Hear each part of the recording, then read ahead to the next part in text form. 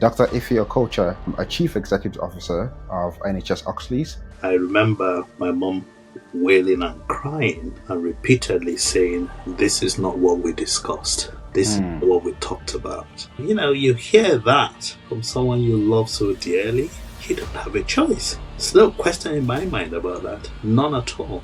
How did your dad die? Firstly, doctors were on strike. My father had a stomach ulcer. The ulcer burst and bled, so he vomited a lot of blood. The only solution, as you can imagine, blood transfusion and surgery to tie it up.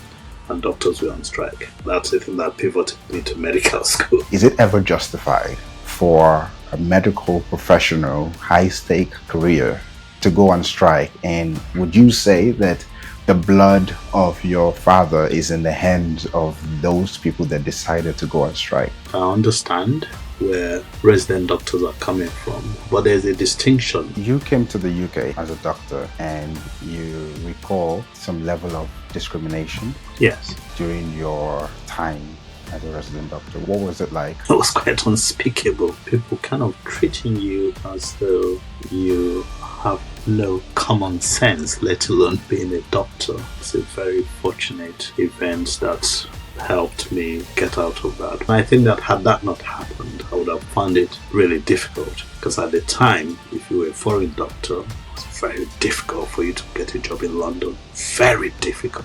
And I met with one of the professors and said, would it be okay if I join your ward so I can keep myself up to date with psychiatry? And he remarked, I thought we agreed we won't employ people like you. What do you say to people who are currently working in the NHS or in the healthcare field, and they feel like they are facing this discrimination? I think that humans, by our very nature, it's inevitable. It's about how do you make sure that if only one person is needed, that you are that one person based on your expertise. Do you think that a lot of Christians are using faith as crutches?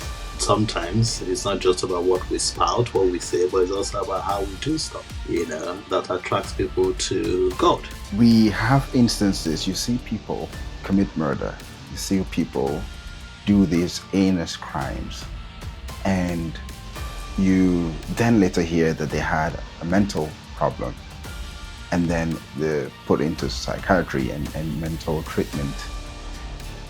Do you think that that is a cop-out for a lot of cases? I want to say a few things.